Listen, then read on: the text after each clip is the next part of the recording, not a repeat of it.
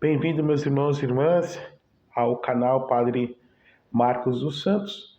E nós vamos estar fazendo então essa homilia com relação ao primeiro domingo da quaresma, do qual nós começamos. E eu tomarei a liberdade de aprofundar certas situações que muitas vezes a gente, como padre, não conseguimos abordar, tá ok?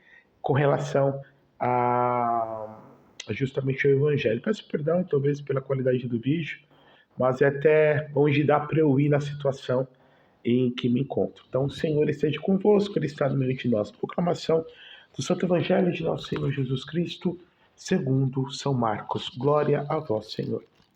Naquele tempo, o Espírito levou Jesus para o deserto. E ele ficou no deserto por 40 dias. E aí foi tentado por Satanás. Vivia entre os animais selvagens e os anjos serviam.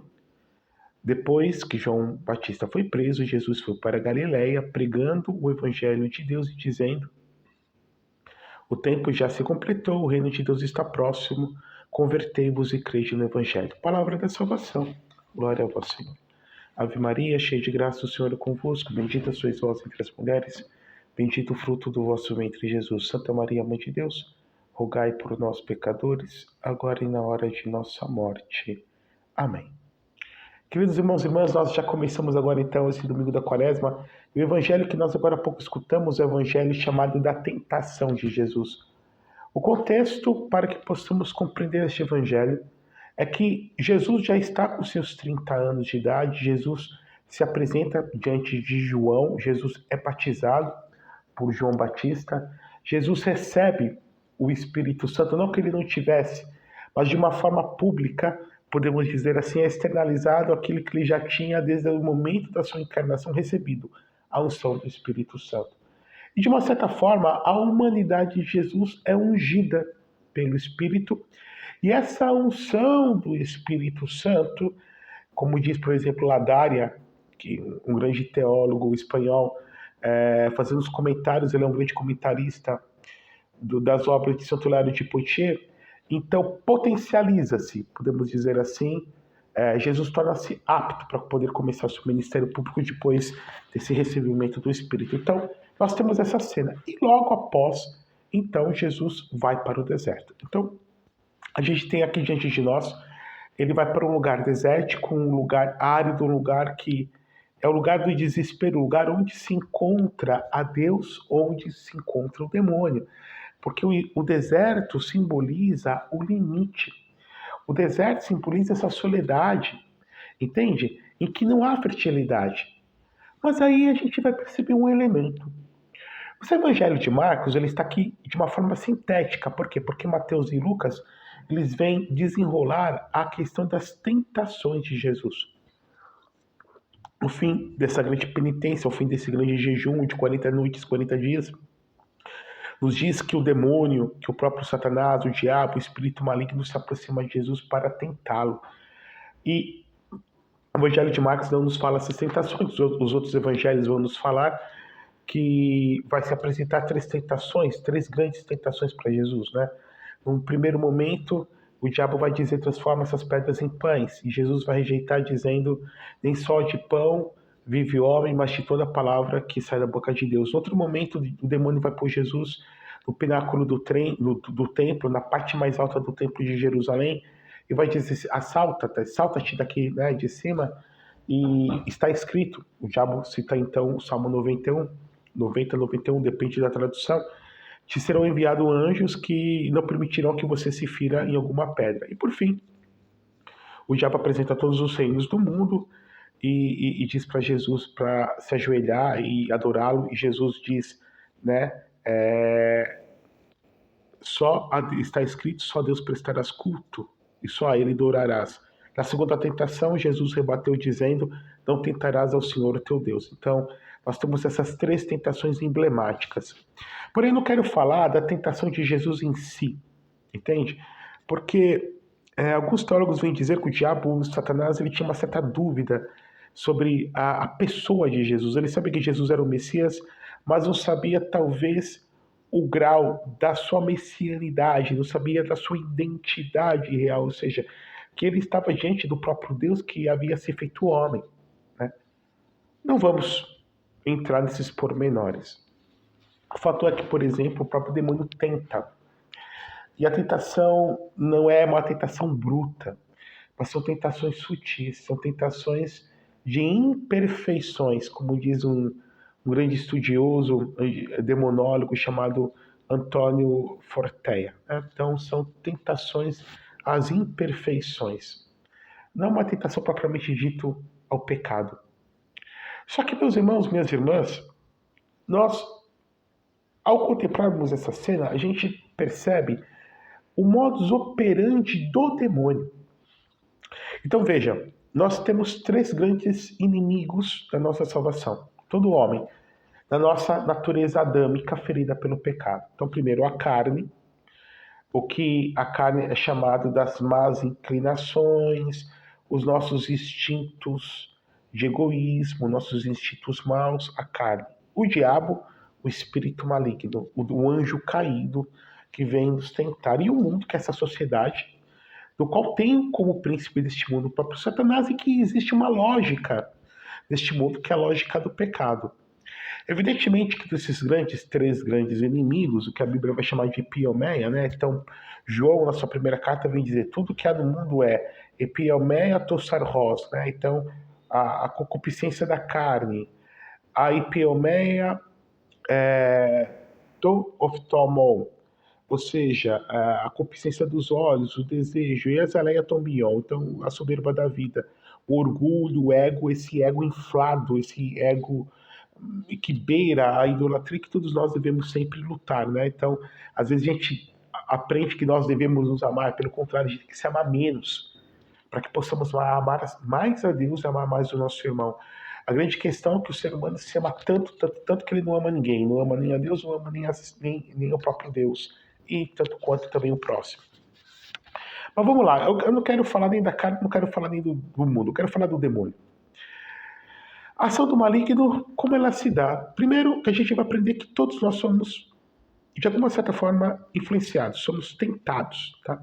Não existe nenhum ser humano na face da Terra que não seja tentado. Então o demônio tem várias atuações, desde aquela que é mais apoteótica, que a gente vê nos filmes, que a gente sabe que existe, que é o exorcismo, no qual toda a ação do demônio se dá no campo do corpo da pessoa, ele concentra a sua ação angélica no corpo da pessoa e toma as faculdades do corpo da pessoa.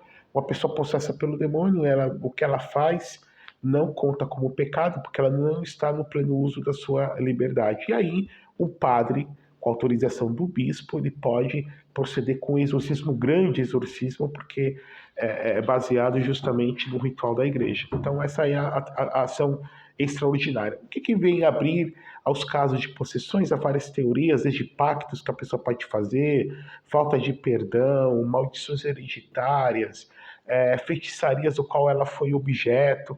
Ou seja, várias possibilidades, até mesmo a santidade. Nós temos certos casos de alguns santos, alguns místicos, que Deus permitiu, por exemplo, que sofressem essas vexações, essas possessões diabólicas. Nós vamos ter as vexações, que são justamente o ato que o demônio tem. Exemplo, o Padre Pio que apanhava do demônio, a mesma coisa também Santa Gema Galgani, ou, por exemplo, sofria vexações Santo Inácio de Loyola ou Santo Antão. Então, ataques, geralmente, são ataques físicos, né? Que não beiram a morte, mas vai causar muitos transtornos, como também o Curadas, que sofria vexações, o demônio colocando fogo, por exemplo, na cama do santo. Nós vamos ter outras ações, como, por exemplo, a infestação que vai se dar mais em ambientes físicos, ou, por exemplo, numa casa mal assombrada, em ambientes em que o demônio age. Uma queda de temperatura, por exemplo, uma atmosfera pesada. Geralmente isso se dá em ambientes que houveram pecados muito perversos naquele ambiente, brigas, assassinatos, que houve incesto, que houve pecados sexuais graves, suicídio. Aquele ambiente, ou consagrações ou feitiçaria, aquele ambiente fica, de uma certa forma, carregado, né? Gera uma certa energia, né? Então, essa energia que vai se dinamizando dentro do campo do espaço e do tempo. Então, o padre dá um exemplo para você, né? Para vocês. Quando a gente deita no sofá fofo, mesmo depois que a gente levanta, a gente percebe que ainda existem modulações do sofá, né? Ou ambiente de muito sofrimento. Eu nunca fui nesses ambientes, mas eu sei de relatos. Se você vai em Minas Gerais, por exemplo, fazendas, senzalas, ambientes pesados, onde houve muito sofrimento, escravos que sofreram na mão do Senhor, abusos, etc. Outro exemplo concreto, por exemplo, cadeias, né? O Carandiru mesmo, que foi desativado e depois foi reconstruído, mesmo assim ficou um ambiente pesado, quanta coisa houve naquele ambiente.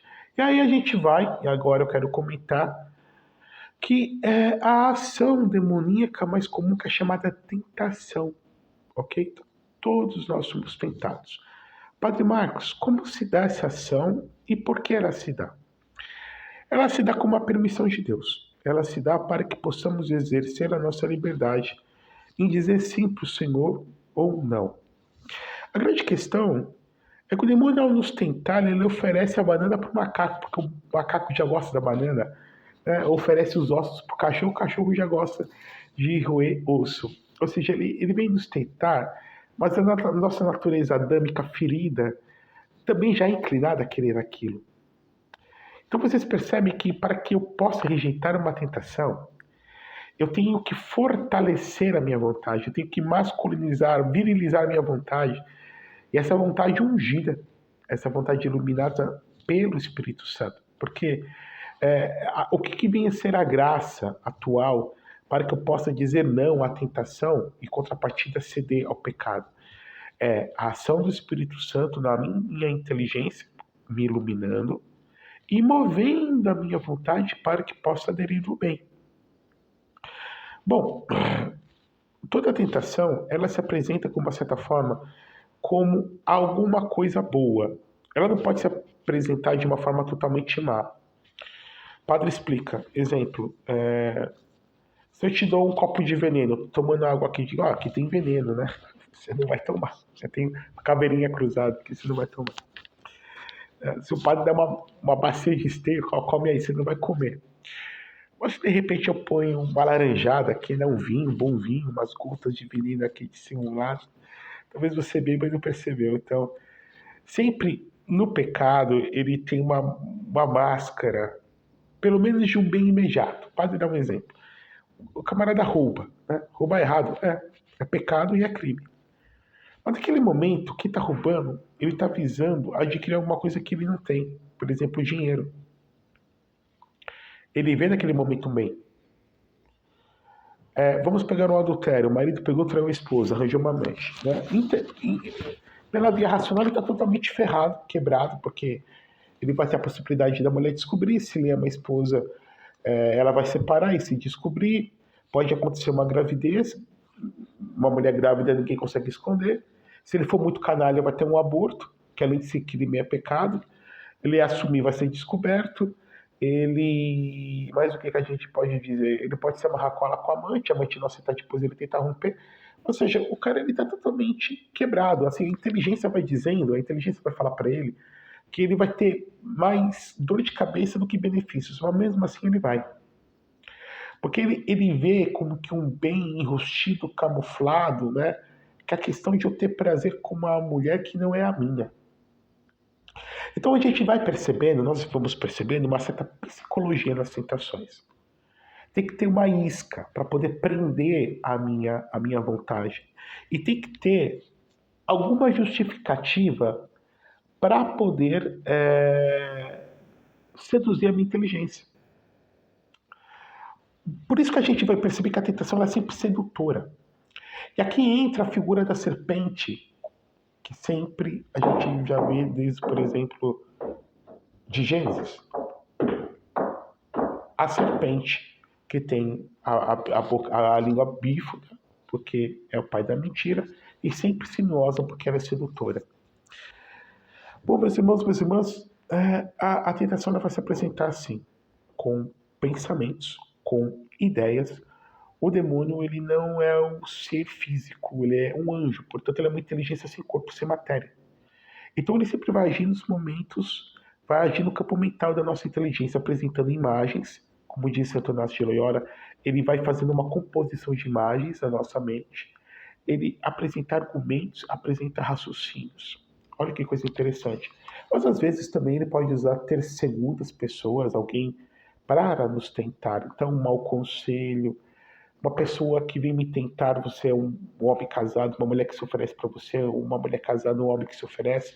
Então, existem essas tentações, ou um jovem, um traficante oferece drogas, a tentação que se apresenta no primeiro momento no campo só mental, no campo espiritual, por exemplo, dúvidas contra a fé, tanto quanto também depois situações que podem se apresentar até mim.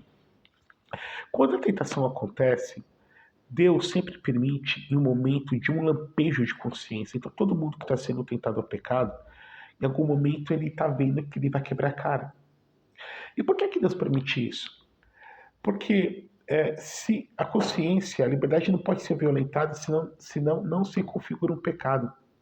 Mesmo dentro da sedução, tem que haver sempre espaço do livre-arbítrio, ok?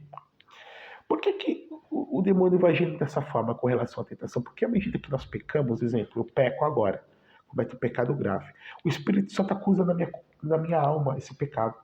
E eu sinto que há arrependimento. O que é o arrependimento? O arrependimento é a dor no coração pelo pecado cometido, ok? Então eu lamento, puxa, por que eu fiz isso? Mas à medida que eu vou recorrendo no pecado, cometendo os mesmos pecados, vai acontecendo um fenômeno que a gente chama de esclerocardia. Padre Marcos, o que significa isso? Esclerocardia. Meu coração vai se endurecendo, como o coração dos fariseus, vai se emperdenindo. O arrependimento não vai acontecendo. E aí, de pecado em pecado, de ofensa em ofensa a Deus, quando eu morro com a minha morte, acontece a cristalização do meu ser dentro da eternidade. Então eu morri, é cristalizado o meu ser. Eu morri, é cristalizado toda a minha história. E aí eu tenho apenas o substrato do meu espírito diante da eternidade. E se eu rejeitei a Deus nesse mundo, e se eu disse não para Ele, direi não até o fim, porque a árvore ela pende do lado que ela já está inclinada. Então vamos vendo essa tentação do demônio que justamente quer a nossa morte eterna. O diabo, por ódio a Deus, nos odeia. Ok.